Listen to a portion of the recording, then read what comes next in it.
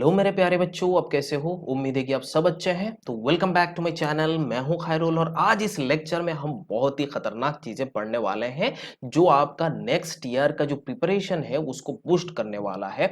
Actually सारे बच्चे ऐसे उम्मीदें लगा रहे हैं कि नीट का एग्जाम कैसे होगा, नीट को एग्जाम पेपर में क्या हुआ था। बहुत बच्चों ने वीडियो देखा होगा पेपर एनालिसिस के ऊपर।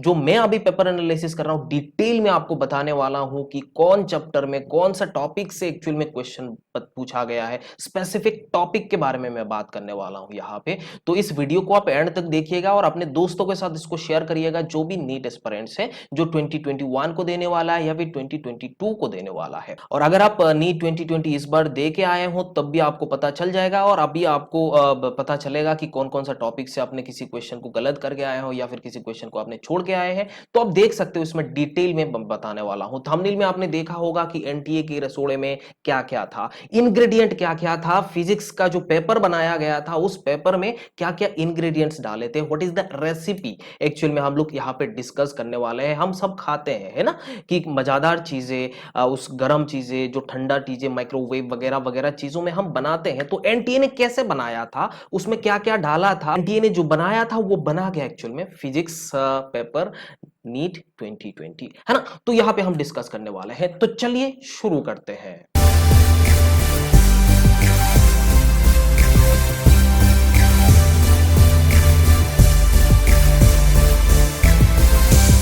तो बच्चों, सबसे पहले मैं आपको बता देता हूं क्लास 11th एंड क्लास 12 का जो डिस्ट्रीब्यूशन है वो कैसा है। वो आपको नजर आ रहा होगा यहाँ पे, बहुत ही अच्छे से मैंने यहाँ पे लिखा है कि क्लास 11 से आपको यहाँ पे 17 क्वेश्चन पूछा जा रहा है और क्लास 12 से आपको यहाँ पे 28 क्वेश्चंस पूछा गया है।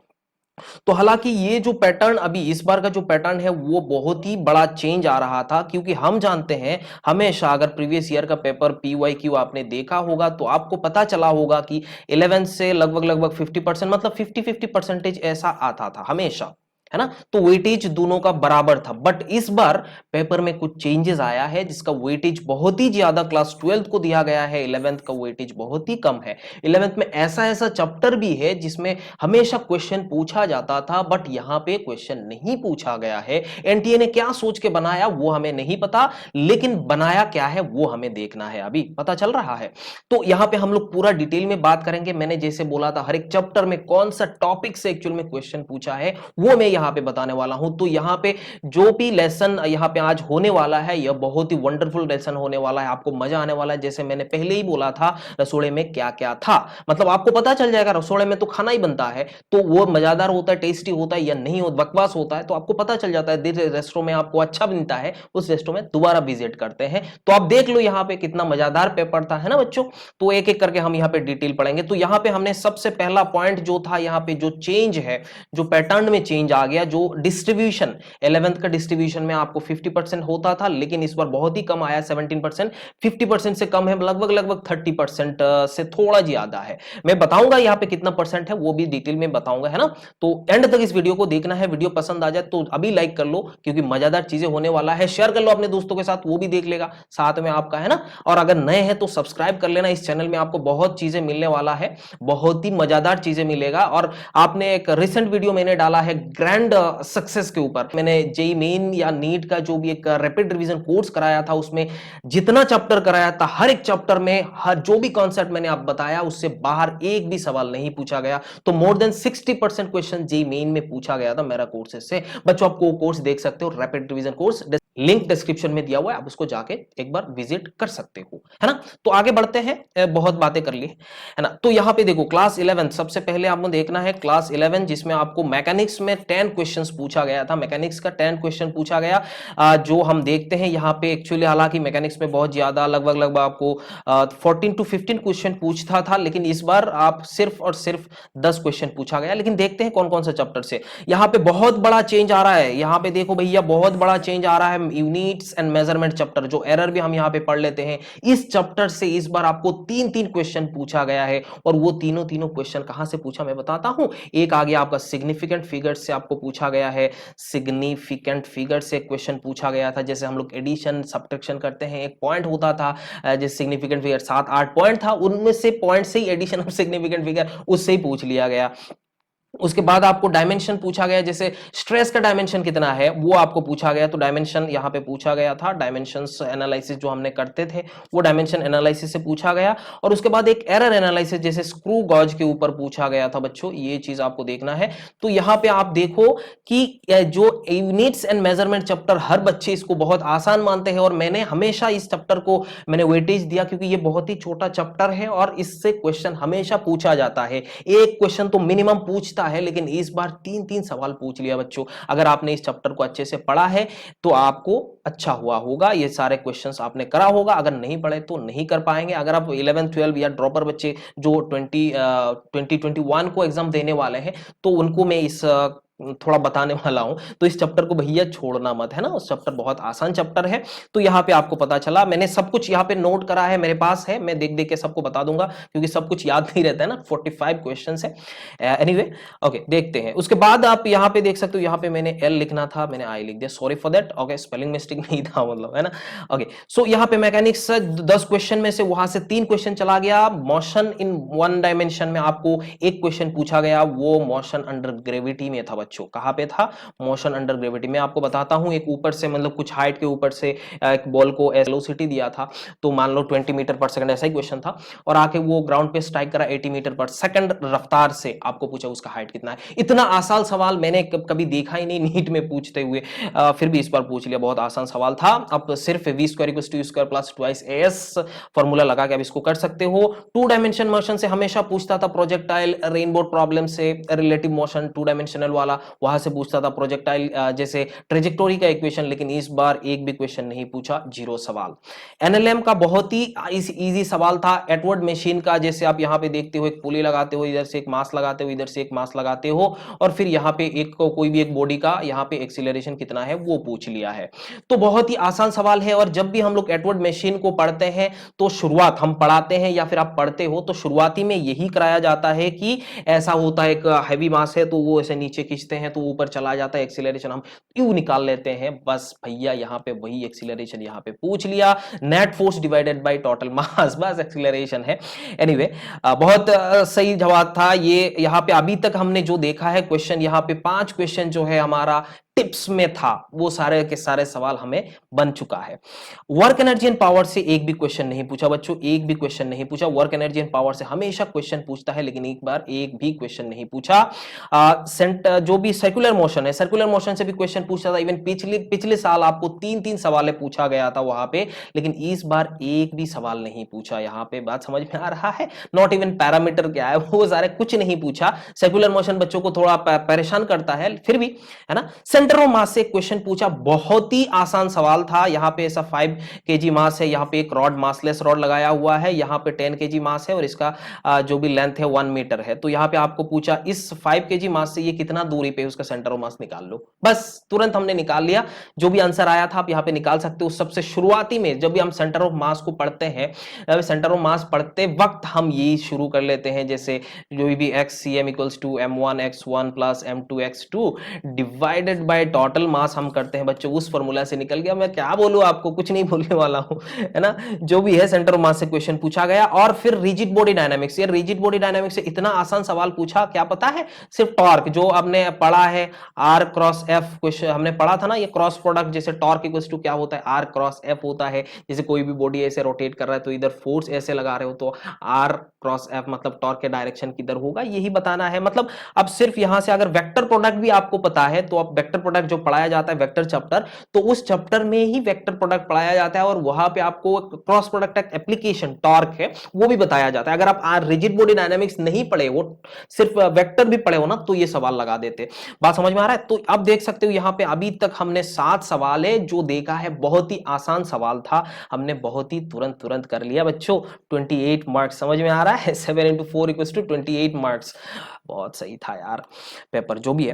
Properties of matter, properties of matter से आपको क्वेश्चन, 2 क्वेश्चन पूछा गया। एक आपको कैपिलरी जो ट्यूब है उसके ऊपर क्वेश्चन पूछा गया था, वो बहुत आसान था। और उसके बाद और एक सवाल मैं आपको बता देता हूं, यहाँ पे प्रॉपर्टीज ऑफ मैटर में जो इलास्टिसिटी, हम जैसे जानते हैं स्ट्रेस निकालते हैं, stress equals to Young modulus into strain होता था, और यहाँ पे यंग मॉडुलस का वैल्यू पूछ लिया, यहाँ पे फोर्स आपको दिया, वगैरह वगैरह सारे चीज दिया। यंग्स मॉडुलस का वैल्यू जो है उसको निकालने को बोला। मतलब अब सीधा यहाँ पे वैल्यू पुट करो, बस आपका निकल जाएगा भैया। यहाँ पे कुछ नहीं करना है, कुछ नहीं करना था आपको, बस आंसर निकल गया, है ना।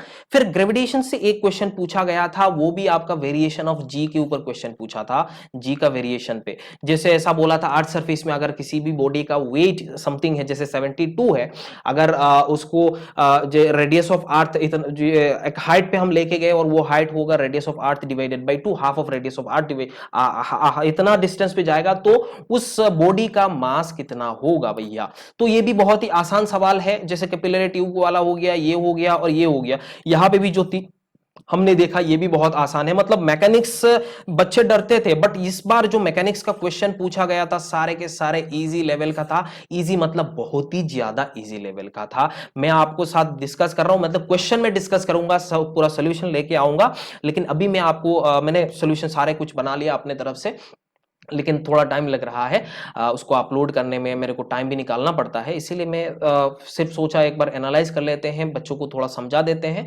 उसके बाद क्वेश्चन में करने वाला हूं, है ना। तो ये हो गया हमारा मैकेनिक्स का 10 सवाल जो था हमने तुरंत कर लिया। अभी 10 सवाल मतलब 40 मार्क्स हो गया। अभी नीट 2020 में आपको 40 मार्क्स मिल चुका है बच्चों। ओके, आगे देखते हैं। जैसे यहां पे देखो थर्मल फिजिक्स, जो थर्मल फिजिक्स से क्वेश्चन पूछा गया था, 4 क्वेश्चन, हर बार वैसा ही 4 to 5 क्वेश्चन हमेशा पूछता है, इस बार भी 4 क्वेश्चन पूछा गया। इनमें से आपको देख सकते हो बहुत ही आसान सवाल ऐसा पूछ लिया, मैं आपको बता देता हूं। जैसे आइडियल गैस इक्वेशन के ऊपर एक क्वेश्चन पूछा, पीवी इक्वल्स टू एनआरटी, बस खत्म, वहां से आपको निकालना था। फिर डेंसिटी निकालना था, जैसे पीवी इक्वल्स टू एनआरटी हम निकालते हैं, उससे डेंसिटी आप आराम से निकाल सकते हो। उसके बाद आपको एनर्जी के ऊपर पूछा गया, जैसे बोल्ट्जमैन कांस्टेंट दिया हुआ है, जैसे energy 3 divided by 2 KV into T हम निकालते थे, वहां से टोटल एनर्जी कितना होगा मोनोएटमिक एटम, मोनोएटमिक मॉलिक्यूल का, जो आप कर सकते हो यार, उसमें कोई दिक्कत वाली बात नहीं है। ये एक सवाल हो गया हमारा, पहला सवाल हमारा था जो आइडियल गैस इक्वेशन के ऊपर। उसके बाद ये इंटरनल जो भी एनर्जी है, थर्मल एनर्जी, थर्मल एजिटेशन हमने निकाला है वो वाला। उसके बाद वाला क्वेश्चन आ रहा है आपको mean value, mean free path, mean free path के ऊपर आप पूछा गया, मीन फ्री पाथ। सिर्फ फॉर्मूला आपको पता होना चाहिए, बस आप यहां से निकाल सकते हो। उसके चौथा, जैसे थर्मल फिजिक्स का हीट के ऊपर एक क्वेश्चन पूछा गया था, जैसे Q equals to M S delta T, तो यही इसके ऊपर ही क्वेश्चन पूछा गया, तो आपको यहाँ पे निकालना क्या, सिर्फ इस फॉर्मूला में वैल्यू पुट कर लो, सारे के सारे पैरामीटर्स आपको यहाँ पे निकल जाएगा। तो ये जो थर्मल फिजिक्स, जो भी बच्चे आप थोड़ा बहुत पढ़े हो, बेसिक नॉलेज अगर आपके पास है, जैसे मैंने आपको बताया था कैसे नीट में स्कोर करना है 140 प्लस मार्क्स, जैसे मैंने कुछ दिन पहले ही वीडियो बनाया था, स्ट्रेटेजी मैंने बताया, वहां पे भी मैंने आपको बताया था कि लॉजिकल एप्टीट्यूड से आपको बहुत सारे सवाल आपको निकल जाएगा। ये सारे चीज आप पढ़ के आए हो, क्लास 9th में पढ़ के आए हो, बात समझ में आ रहा है। थोड़ा बहुत आपको अगर पता है तो आप कर सकते हो। फिर भी यहां से भी हम 4 क्वेश्चन मतलब 14 क्वेश्चन हो चुका है बच्चों, मैं बता रहा हूं। एनीवे फिर देखते हैं SHM and waves, SHM and waves, SHM and waves से बहुत ही आसान सवाल पूछा गया, जैसे बीट के ऊपर क्वेश्चन पूछ लिया, किसके ऊपर क्वेश्चन पूछ लिया, बीट के ऊपर क्वेश्चन पूछ लिया, बीट फ्रीक्वेंसी, यहाँ पे क्या बोला, बीट फ्रीक्वेंसी आपको एक दिया है, उसका एक का जो भी है फ्रीक्वेंसी, आप टेंशन थोड़ा बढ़ा दिया तो उस सिचुएशन में फ्रीक्वेंसी इंक्रीज हो जाता है बीट फ्रीक्वेंसी, तो दूसरे वाला बॉडी का जो भी है उस मीडियम का फ्रीक्वेंसी कितना है, वो बहुत आसान था, ये भी आप कर सकते थे अगर वेव एंड एसएचएम आप थोड़ा बहुत पढ़े हो। उसके बाद आप एसएचएम से डायरेक्ट और एक क्वेश्चन पूछा गया था, जैसे डिस्प्लेसमेंट एंड एक्सीलरेशन का जो फेज डिफरेंस है वो कितना है। अरे भैया ये क्या है, डिस्प्लेसमेंट इक्वल्स टू हम जानते हैं जैसे A sine omega T plus five, इस इक्वेशन को 2 बार डिफरेंशिएट कर लो, कितना होगा वो आपको पता चल जाएगा यार। मतलब क्या बोलूं मैं, ये भी 2 सवाल है, बहुत ही आसान सवाल था, मतलब अगर आपने पढ़ा थोड़ा बहुत basic knowledge, again basic knowledge logical aptitude कर सकते हो, कोई दिक्कत वाली बात नहीं है। सो और क्वेश्चन बचा हुआ है क्या कहीं पे, नहीं बचा हुआ है। सेंटर ऑफ मास से भी मैंने क्वेश्चन बता दिया, सारा कुछ हो गया है ना।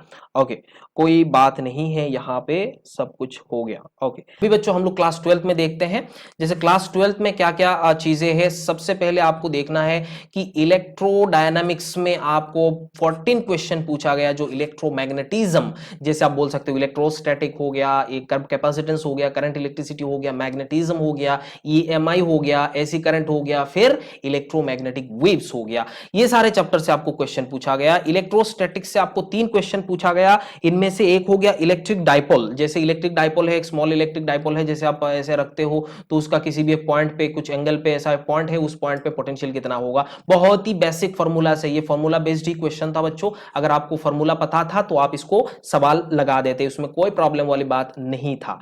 उसके बाद क्वेश्चन पूछा गया इक्विपोटेंशियल रीजन के ऊपर। जैसे एक इक्विपोटेंशियल रीजन दे दिया, बोला कि इसमें पोटेंशियल इतना है, जिसमें डायरेक्टली नहीं बोला कि इक्विपोटेंशियल रीजन का क्वेश्चन है, ऐसा बोला कि एक रीजन में जहां पे पोटेंशियल समथिंग होगा वो कांस्टेंट है, तो उसमें पूछा कि उसमें इलेक्ट्रिक फील्ड का वैल्यू कितना है। भैया ये भी तो आसान है, इक्विपोटेंशियल सरफेस में इक्विपोटेंशियल रीजन में इलेक्ट्रिक फील्ड कितना होता है, आप जानते हो है ना। उसके बाद एक क्वेश्चन पूछा जैसे कंडक्टिंग स्फीयर है, कंडक्टिंग स्फीयर है, मान लो एक कंडक्टिंग स्फीयर है, उसका सेंटर से कुछ दूरी पे एक पॉइंट है, उसमें इलेक्ट्रिक फील्ड कितना होगा। ये भी बेसिक है भैया, E = KQ divided by R square, इससे तो हम निकाल लेते हैं, है ना। ये इलेक्ट्रोस्टैटिक से जो भी क्वेश्चन पूछा गया सारे के सारे इजी सवाल था बच्चों, इसमें कोई प्रॉब्लम वाली बात नहीं है, बहुत ही आसान सवाल था। उसके बाद अगर हम कैपेसिटेंस में पहुंचेंगे, कैपेसिटेंस में हमेशा क्वेश्चन पूछता है, कैपेसिटेंस जो ऐसा चैप्टर है हमेशा क्वेश्चन ही पूछता है। इस चैप्टर से भी एक क्वेश्चन पूछा और वो क्वेश्चन इतना आसान क्वेश्चन था, जैसे हम एक कैपेसिटर को रखते हैं, अगर उस पे कैपेसिटर में जैसे आपका कैपेसिटेंस, इस कैपेसिटर जब भी एयरफिल्ड होगा तो उसका कैपेसिटेंस मान लो C दिया हुआ है, अगर यहाँ पे हमने फिर डाइलेक्ट्रिक या फिर कोई भी मीडियम में हमने रख दिया तो उस सिचुएशन में उसका कैपेसिटेंस इंक्रीज होके KC हो जाता था। आपको पूछा क्या पता है, एप्सिलॉन कितना होगा, मतलब इस जो अपने डाइलेक्ट्रिक या फिर मीडियम है उस मीडियम का परमिटिविटी कितना होगा, परमिटिविटी ऑफ दिस मीडियम कितना होगा, तो epsilon equals to epsilon naught into epsilon R। आप अगर आपको पता है तो आप इसको सवाल लगा दिए, बस इतना आसान सवाल, इतना इजी सवाल मैंने कैपेसिटेंस में पूछते हुए कभी नहीं देखा था। एनीवे ये भी आसान सवाल था, यहां पे भी 4 सवाल हो गए, बहुत ही आसान था। करंट इलेक्ट्रिसिटी में इस बार थोड़ा ज्यादा वेटेज को दिया है, जैसे आप बोल सकते हो 5 क्वेश्चंस यहां पे पूछा गया था और वो 5 क्वेश्चंस जो है बहुत ही आसान था। मैं आपको एक एक करके बताता हूं। जैसे सबसे पहले पूछा गया कि colour code of resistor, colour code of resistor जो हम जानते हैं, जैसे टॉलरेंस आपको निकालना पड़ता है, ऐसे होता था ना, यहाँ पे ये कलर वो कलर हमें रेजिस्टेंस निकालना होता था, यहां से हम निकाल लिए, बेसिक है। एक छोटा सा पेज में एनसीईआरटी में भी एक छोटा सा एक ही पेज दिया हुआ है, उस पेज अगर पढ़ लेते तो काम बन जाता। बात समझ में आ रहा है। लेकिन बच्चों अगर अभी नेक्स्ट ईयर आप दे रहे हो या नेक्स्ट टू नेक्स्ट ईयर अगर आप दे रहे हो तो सारे चीज आप एनसीईआरटी को बहुत अच्छे से फॉलो करना पड़ेगा। बात समझ में आ रहा है कि नहीं, बोलो। उसके बाद आपको क्वेश्चन पूछा गया कि एक मीटर बीच के ऊपर डायरेक्ट क्वेश्चन पूछा, जैसे एक मीटर बीच में आपको ऐसे एक मीटर बीच, यहाँ पे एक रेजिस्टर लगा दिया, यहाँ पे एक गैप में रेजिस्टर लगा दिया और उसमें बैलेंस करा तो एक 2 रेशियो दे दिया, 3:2 रेशियो है, तो यहाँ पे एक रेजिस्टर ऑयर लगाया था। ओके, यहाँ पे एक रेजिस्टेंस ऑयर लगा दिया था और ये मीटर ऑयर जैसे मीटर बीच का ऑयर है, तो उसका जो भी बैलेंस आया हुआ है वो 3:2 रेशियो में था और यहाँ पे जो भी ऐसा रेजिस्टर था वो 10 ओम रेजिस्टर था। आपने क्वेश्चन देखा होगा तो आपको पता होगा। तो इसका लेंथ भी ऐसा था 1.5 मीटर ऐसा था और आपको ऐसा पूछा कि अगर 1 ओम रेजिस्टर का, मतलब आपको एक्चुअल में ग्रेडियंट पूछ रहा है, रेजिस्टेंस ग्रेडियंट पूछ रहा था कि 1 ओम में कितना लेंथ है वो आपको बताना था। बहुत आसान था, आप डिवाइड करके आप उसको निकाल लेते थे रेशियो। उसके बाद मोबिलिटी के ऊपर क्वेश्चन पूछा, मतलब मोबिलिटी और आप जैसे ड्रिफ्ट वेलोसिटी का जो एक रिलेशन होता था, mobility, drift velocity and electric field, जैसे हम जानते हैं mu equals to V D divided by E होता था, तो उस फॉर्मूला अगर आपको पता था तो सिंपल आप उसको सवाल लगा देते। बात समझ में आ रहा है। उसके बाद रेजिस्टिविटी के ऊपर क्वेश्चन पूछा गया है। रेजिस्टिविटी पूछा कि कॉपर का की रेजिस्टिविटी का एक ग्राफ पूछा गया था, वो ग्राफ कितना होगा, सिंपल है, वो भी एनसीईआरटी में दिया हुआ था। उसके बाद आपको पूछा कि रेजिस्टेंस का वेरिएशन विद टेम्परेचर, उसके ऊपर भी एक क्वेश्चन पूछा, जैसे उसका नेगेटिव कब होता है, तो हम जानते हैं, जैसे मैंने लेक्चर में आपको बता, अगर आपने मेरा लेक्चर देखा होगा तो आपको पता होगा कि करंट इलेक्ट्रिसिटी शुरुआत करते वक्त मैंने यही चीज, जब भी रेजिस्टेंस के बारे में बात करा था, किसका नेगेटिव होता है वो हम जानते हैं। बात समझ में आ रहा है कि नहीं, बोल। तो यही चीज होता है बच्चों, ये करंट इलेक्ट्रिसिटी का जो भी 5 सवाल था, मैं यहां पे मान सकता हूं कि ये वाला जो सवाल मीटर ब्रिज का जो सवाल था वो थोड़ा ट्रिकी था, आपको थोड़ा समझना था, सोचना था। और आपका जो रेजिस्टिविटी के ऊपर जो क्वेश्चन पूछा, ग्राफ का क्वेश्चन, वो थोड़ा अलग टाइप का था, मतलब मीडियम लेवल का आप बोल सकते हो। बाकी 3 क्वेश्चन बच्चों यहां पे इजी था, बाकी 3 क्वेश्चन यहां पे इजी था, इसमें कोई प्रॉब्लम वाली बात नहीं था। उसके बाद मैग्नेटिज्म से आपको क्वेश्चन पूछा, सिर्फ यहां पे 2 ही क्वेश्चन पूछा गया था, जैसे सोलेनॉइड का सेंटर में कितना मैग्नेटिक फील्ड होगा, जैसे हम जानते हैं म्यू नॉट एन आई, यही तो जानते हैं ना। इससे एक सवाल पूछा, डायरेक्ट फॉर्मूला में आप पुट कर लेते तो आपको बन जाता। और उसके बाद एक सवाल पूछा गया, जैसे आप बोल सकते हो म्यू एंड ससेप्टेबिलिटी का जो रेशियो है वहां से हमें म्यू ऑफ मीडियम निकालना था, बस उतना ही पूछा। ईएमआई से एक भी क्वेश्चन नहीं पूछा, ईएमआई से 0 सवाल पूछा, क्योंकि हमेशा ईएमआई से क्वेश्चन पूछता था, बट इस बार ईएमआई से क्वेश्चन नहीं पूछा। ऑल्टरनेटिंग करंट से आपको 2 क्वेश्चन पूछा गया, एक पूछा आरएमएस वैल्यू, करंट का आरएमएस वैल्यू, जैसे सिंपल कैपेसिटिव सर्किट है वहां से करंट का आरएमएस वैल्यू आपको पूछा था बस। उसके बाद एक पूछा था एलसीआर सर्किट, जो पावर फैक्टर आपको निकालना था, एलसीआर से आपको पावर फैक्टर निकालना था, वो वाला वैल्यू आपको पूछ लिया। एलसीआर सर्किट था, सॉरी यहाँ पे कहा लिख रहा हूं एलसीआर सर्किट है, उसके पावर फैक्टर आपको निकालना था, मतलब कॉस फाई आपको निकालना था भैया। तुरंत तुरंत आपने कर लिया। बात समझ में आ रहा है कि नहीं? जैसे यही तो होता था, ये जेड है, ये हमारा आर होता था, ये फाई है मान लो, तो क्या है cos equals to base divided by happiness, बस आपने निकाल लिया होगा। इलेक्ट्रोमैग्नेटिक वेव से एक ही क्वेश्चन पूछा गया, जैसे सिर्फ और सिर्फ पूछा electric field intensity and magnetic field intensity का रेशियो कितना होगा, दोनों बराबर होता है, हम जानते हैं 1:1 होता, बस खत्म। तो अब देख सकते हो हमेशा हमेशा के लिए जैसे इलेक्ट्रोमैग्नेटिक वेव से पूछता है, तो ये सवाल आपको इस बार भी पूछा गया। एक क्वेश्चन यहां से ऐसे करंट से एक बार क्वेश्चन पूछता था, हमेशा एक क्वेश्चन पूछता था, बट इस बार 2 क्वेश्चन पूछा। इलेक्ट्रोमैग्नेटिक इंडक्शन से एक भी क्वेश्चन नहीं पूछा। मैग्नेटिज्म पार्ट से 3 to 4 क्वेश्चन पूछता था, बट इस बार सिर्फ और सिर्फ 2 सवाल पूछा, और दोनों सवाल क्या था, आसान था, फॉर्मूला बेस्ड ही सवाल था। करंट इलेक्ट्रिसिटी से हमेशा 3 क्वेश्चन पूछता था, बट इस बार 5 क्वेश्चन पूछा गया। कैपेसिटेंस से एक या दो क्वेश्चन पूछता था। इलेक्ट्रोस्टैटिक से आपको क्वेश्चन पूछता था, लेकिन 1 या 2 क्वेश्चन जो थोड़ा डिफरेंट लेवल का होता था, मीडियम से थोड़ा बढ़कर थोड़ा ट्रिकी टाइप का क्वेश्चन बनता था, बट इस बार बहुत ही आसान सवाल था। तो प्रॉब्लम यहां पे क्या है, आसान है मैं बाद में बात करूंगा यहाँ पे आसान था या कुछ और था। ऑप्टिक्स में बच्चों 4 क्वेश्चन पूछा गया, एज यूजुअल ऑप्टिक्स में 5 4 या 5 क्वेश्चन हमेशा पूछता था, बट रे ऑप्टिक्स से एक ही क्वेश्चन पूछा, रे ऑप्टिक्स से एक ही क्वेश्चन पूछा बच्चों, और वो सिर्फ और सिर्फ एक प्रिज्म था। यहाँ पे आपने ऐसे इंसिडेंट करा था और सिंपल स्नेल्स लॉ से आप इस सवाल को कर लेते थे, तो ये वाला स्नेल्स लॉ से एक सवाल बन गया था। दूसरा आपको फ्रिंज विड्थ, जैसे वेव ऑप्टिक्स के बारे में, जैसे फ्रिंज विड्थ का फॉर्मूला कितना, मतलब फ्रिंज विड्थ कितना है वो आपको पूछ ले, सीधा फॉर्मूला बेस्ड क्वेश्चन है। अगर आपको फॉर्मूला पता था फ्रिंज विड्थ आपको आप पूछ लिया था, वो वैल्यू कितना है वो पूछा। तीसरा सवाल आपको पूछा ऑप्टिक्स से, जैसे वाईडीएससी से ये पूछ लिया, फिर वेब ऑप्टिक्स से आपको पूछा limit of resolution, limit of resolution आपको पूछा था, लिमिट ऑफ रेजोल्यूशन से आपको क्वेश्चन पूछा था, है ना। और उसके बाद पूछा था Brewster angle, okay, Brewster angle से आपको एक क्वेश्चन पूछा था। बस वेव ऑप्टिक्स से 3 क्वेश्चन पूछा, हमेशा के तरह यहाँ पे वेव ऑप्टिक्स से जो भी क्वेश्चन बनता था इजी था, इस बार भी इजी है। लेकिन ऑप्टिक्स का जो क्वेश्चन है वो थोड़ा पकड़ने में अगर आपको दिक्कत होता है तो आप नहीं बनाते, फिर भी ये इजी टू मीडियम लेवल आप बोल सकते हो, इजी टू मीडियम लेवल, थोड़ा क्लिक करने में आपको दिक्कत हो सकता है, बट वेव ऑप्टिक्स में जो क्वेश्चन पूछा गया कि पानी जैसा था, जैसे हम पानी लेते हैं और पानी पी लेते हैं, और एनटीए ने अपने रसोड़े में वही रखा था बात समझ में आ रहा है, वही चीज था भैया, यहाँ पे कुछ एक्स्ट्रा नहीं था, है ना, वही नमक इतना डाल रहा था। ओके, सो अब देख सकते हैं मॉडर्न फिजिक्स, मॉडर्न फिजिक्स से एज यूजुअल 7 to 8 क्वेश्चन हमेशा पूछता था, इस बार भी 7 to 8 क्वेश्चन ही पूछा है। जैसे आप देख सकते हो यहाँ पे मैंने एक एक करके बताता हूं, जैसे इंटेंसिटी ऑफ लाइट के ऊपर क्वेश्चन पूछा, उसको हम वैसे यहाँ पे नहीं, वेब ऑप्टिक्स में भी मान सकते हैं।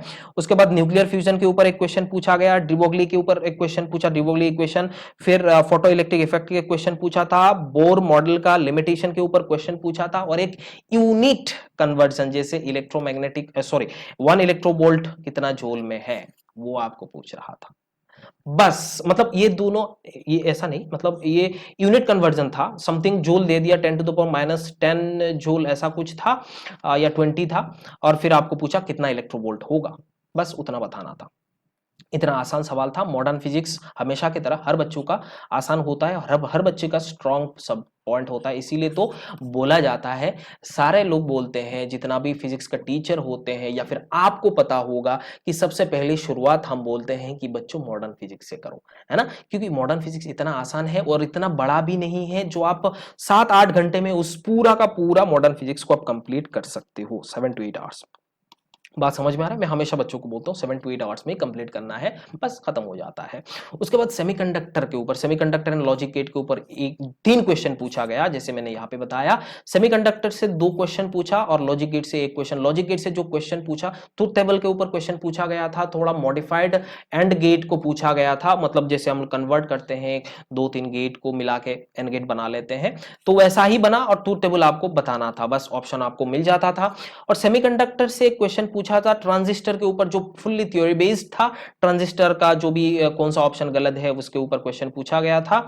और उसके बाद एक क्वेश्चन पूछा पीएन जंक्शन डायोड में, है ना, पीएन जंक्शन डायोड के ऊपर क्वेश्चन पूछा था। पीएन जंक्शन मतलब डिप्लीशन लेयर कब बड़ा होता है, रिवर्स बायसिंग फॉरवर्ड बायसिंग किसमें होता है आपको जानते हो है ना। इतना आसान सवाल था। सेमीकंडक्टर का और लॉजिक गेट का मिला के और भी 3 क्वेश्चन आप कर लेते। मतलब अगर देखा जाए बच्चों ना, आसानी, सब कुछ आसान था, लेकिन मीडियम था। टफ क्वेश्चन सिर्फ और सिर्फ एक था। बात समझ में आ रहा है? टफ क्वेश्चन एक ही था, जो आप नहीं करोगे तब भी चल जाता, 44 कट जाते। लेकिन आसान सवाल कितना था वो देखेंगे ना, आप शॉक हो जाएंगे। बात समझ में आ रहा है? आपका होश उड़ने वाला है कि इतना खतरनाक तरीके से उस रेसिपी को बनाया गया है कि आपको खाने में कोई तकलीफ ना हो। बात समझ में आ रहा है? ना तीखा ना ज्यादा कुछ और, मतलब गर्म भी नहीं है, मतलब आराम से आप खा सकते थे, है ना। ऐसा टाइप का क्वेश्चन दिया था। हालांकि हो सकता है ये कोविड-19 की वजह से खाने में थोड़ा इम्यूनिटी सिस्टम को स्ट्रांग कराने के लिए विटामिन सी, मल्टीविटामिन डाल दिए होंगे, है ना। मल्टीविटामिन डाले हैं लेकिन कुछ कुछ विटामिन को छोड़ दिए। एनीवे, उसमें कोई हम बात नहीं कर सकते, जैसे हो गया तो हो गया, है ना। आगे देखते हैं बच्चों यहाँ पे और चीजें, जैसे परसेंटेज वेटेज हिसाब से हम परसेंटेज देखते हैं। क्लास 11 से कितना परसेंट क्वेश्चन पूछा गया था? 38% क्वेश्चन पूछा गया। और यहाँ पे आप देख सकते हो क्लास 12 से 72% क्वेश्चन पूछा गया। कुछ कुछ बच्चे जैसे मेरे को जब प्रिपरेशन कर रहे थे उस सिचुएशन में बोलते थे, मतलब हर बच्चे लगभग बोलते हैं कि सर हमारा 11th में थोड़ा प्रॉब्लम होता है, हमने तो 11th को बर्बाद कर दिया, 12th में हमें सिलेक्शन मिल सकता है कि नहीं। बेटा देख लो यहाँ पे मिल सकता है कि नहीं। 72% भैया, 72%। आप समझ रहे हो कितना सवाल यहाँ पे आप लगा सकते थे। बात समझ में आ रहा है? 28 सवाल, 28 सवाल यहाँ से हो जाता तो लगभग लगभग आपको कितना मार्क्स मिल रहा है देख लो। 100 से ऊपर मतलब 112 मार्क्स, है ना। एनीवे, जैसे आपने करा हो गया होगा, और अगर आप नए नेक्स्ट ईयर देने वाले हो तो आपको थोड़ा पता चल रहा है, क्योंकि एनटीए कुछ भी कर सकता है। एनीवे, सो टॉपिक वाइज यहाँ पे परसेंटेज का वेटेज मैं आपको बताता हूं। जैसे हमारा सबसे पहला जो वेटेज था क्लास 12 का ही चैप्टर था, इलेक्ट्रोडायनामिक्स, इलेक्ट्रोमैग्नेटिज्म से पूछा गया था। 31% क्वेश्चन यहाँ पे पूछा गया। मैकेनिक्स से आपको 22% क्वेश्चन पूछा गया है। फिर मॉडर्न फिजिक्स से 15.5% क्वेश्चन पूछा गया है। हीट से 11% क्वेश्चन पूछा गया है। ऑप्टिक्स से 9% क्वेश्चन पूछा गया है। इलेक्ट्रॉनिक्स जो लॉजिक गेट के बारे में बात कर रहा था उसमें 6.5% क्वेश्चन पूछा गया है। एसएचएम एंड वेव से 5% क्वेश्चन पूछा गया है। तो अब यहाँ पे देख सकते हो कैसा टाइप का क्वेश्चन पूछा है, आपने देखा होगा। फिर हम देखते हैं डिफिकल्टी लेवल को, थोड़ा देख लेते हैं डिफिकल्टी लेवल क्या था। सर तो सब कुछ इजी इजी बोल रहे थे, अब देखते हैं थोड़ा। यहाँ पे देखो लेवल ऑफ डिफिकल्टीज, यहाँ पे उसमें भी कोई प्रॉब्लम वाली बात नहीं था। इजी लेवल पे आप देख सकते हो 33 क्वेश्चंस जो था बहुत ही इजी था, जिसमें आप बोल सकते हो यहाँ पे 73% क्वेश्चंस जो है वहां पे आपको इजी लेवल का ही सवाल था। बात समझ में आ रहा है? 11th जो सवाल था वो मॉडरेट लेवल का था मेरे हिसाब से। 25% आप बोल सकते हो, 25% क्वेश्चंस जो है वो क्या था, मॉडरेट लेवल का था। बट डिफिकल्ट जो था एक ही था, सिर्फ और सिर्फ एक ही था। 2% सवाल यहाँ पे डिफिकल्ट था। तो अभी यहाँ पे जो डिफिकल्टी लेवल हमने देखा, इजी मतलब 33 क्वेश्चंस, जो 33 क्वेश्चंस आप बहुत आसानी से कर सकते हो। और मैंने जब भी आपको स्ट्रेटेजी बताया था तो मैंने ऐसे लास्ट स्ट्रेटेजी में 15 to 20 क्वेश्चन मैंने बोला था डायरेक्ट एनसीईआरटी के ऊपर। जो भी क्वेश्चन थ्योरी टाइप का आप क्वेश्चन पूछ लेगा, फॉर्मूला बेस्ड पूछेगा, फिर 15 to 20 ऐसा बोला था। तो यहाँ पे लगभग लगभग सारे क्वेश्चंस ऐसा ही था, सिर्फ एक क्वेश्चन उसमें डिफिकल्ट था, उसमें कोई प्रॉब्लम वाली बात नहीं है, आप उसको आराम से कर भी सकते थे। अगर नहीं करे तब भी कोई दिक्कत वाली बात नहीं है बच्चों, है ना। तो मैं आपको डिमोरलाइज करने के लिए नहीं, सही चीज बताने के लिए यहाँ पे डिटेल मैंने आपको यहाँ पे एनालाइज करा। आपको शायद किसी और जगह पे नहीं मिलेगा, है ना। तो वीडियो पसंद आया होगा तो शेयर कर लेना। ओके बच्चों, अभी हम लोग कट ऑफ के बारे में थोड़ा देखते हैं। कट ऑफ क्या होने वाला है इस बार, जैसे मैं थोड़ा आपको बता देता हूँ। जैसे हम जानते हैं अभी तो जो हमने एनालाइज करा, हमने जो देखा है PYQ के साथ, अगर हम इसको कंपेयर करें जैसे 2019 या फिर 2018 को, स्पेशली हम 2019 को ही देखेंगे क्योंकि वो प्रीवियस साल का ही है। तो इस साल अगर देखा जाए तो मेरा मानना ये है कि जो फिजिक्स का पेपर है, और फिजिक्स का पेपर जो प्रीवियस ईयर से थोड़ा नीचे था, मतलब आप बोल सकते हो थोड़ा, मतलब 5 to 10% इस लेवल को थोड़ा डिक्रीज कराया हुआ है। ऐसा 5 to 10% मैं इसीलिए कह रहा हूँ क्योंकि यहाँ पे क्या हो रहा है, उसका जो पैटर्न है ना, अचानक से चेंज कर दिया। पैटर्न को क्या करा, अचानक से चेंज कर दिया कि जैसे क्लास 11th के आपने देखे हो, 11th में 50% पहले आता था, 12th में भी 50% आता था, बट इस बार उसका बहुत ही बड़ा चेंज आया हुआ है। तो थोड़ा उसको हम इस पैटर्न को चेंज करा है, इसीलिए हम उसको इतना भी इजी नहीं मान सकते हैं, थोड़ा बहुत इजी था, ठीक है। ये फिजिक्स का बात हो गया। जैसे केमिस्ट्री का बात करेंगे, केमिस्ट्री में क्या हो रहा था, केमिस्ट्री एज यूजुअल जैसे प्रीवियस ईयर 2019 में था वैसा ही था, उसमें कोई चेंज नहीं आया, उसका लेवल जो था वो एक जैसा ही लेवल था। तो इसके लिए भी हम देख सकते हैं अच्छा है। दूसरी बात आपका आ रहा है बायोलॉजी, तो सारे बायो बच्चों का मेडिकल एस्पिरेंट्स का क्या होता है, फेवरेट सब्जेक्ट होता है, और बायो ही आपका एक्चुअली सिलेक्शन डिसाइडिंग फैक्टर होता है। बायो में आप जितना अच्छा करोगे उतना आपका सिलेक्शन का जो पॉसिबिलिटीज है वो इंक्रीज हो जाता है। और इस बार देखा गया कि 100% जो क्वेश्चंस है सारे के सारे NCERT से ही पूछा गया है। तो इस हिसाब से आप देखा जाए तो बायो बहुत अच्छा पेपर था और सारे बच्चे ने बहुत ही अच्छा परफॉर्म करा बायो में। हालांकि फिजिक्स में भी अच्छा करा है, केमिस्ट्री में भी अच्छा करा है। मेरा पर्सनली जो फिजिक्स बच्चे हैं, मैं फिजिक्स पढ़ाता हूं, तो मेरे बच्चे जो ऑफलाइन का कोचिंग हो गया फिर ऑनलाइन जो जो बच्चे मेरे साथ जुड़े हुए हैं, इन लोग कैसा ही फीडबैक दिए हैं, उतने वैसा ही रिव्यू दिए हैं कि उनका बहुत ही अच्छा गया है। और फिजिक्स में स्पेशली इन लोग मेरे को बोला कि बहुत ही अच्छा गया है सर, हम फोड़ दिए, है ना। ओके, सो ये सारे बात हो गया। अभी हम बात करेंगे कट ऑफ का। जैसे बच्चों, जैसे यहाँ पे हम लोग कट ऑफ के जो बारे में बात करेंगे वो एक्सपेक्टेड कट ऑफ होगा, ये ऐसा नहीं है यही कट ऑफ होगा, ये एक्सपेक्टेड है, एक्सपेक्ट किया गया है, एक्सपर्ट लोगों का ही मानना है और मेरा भी मानना ये है। तो यहाँ से देखा जाए हमारा एम्स भी यहाँ पे आ गया है, और एम्स का जो भी आपका यहाँ पे आएगा, ये दोनों हमारा नीट से ही होने वाला है इस बार। और हमने देखा भी है जो भी प्रीवियस ईयर का कट ऑफ या फिर एम्स का जो भी होता है उस हिसाब से अच्छा रैंक वाले तो उसमें ही जाएंगे।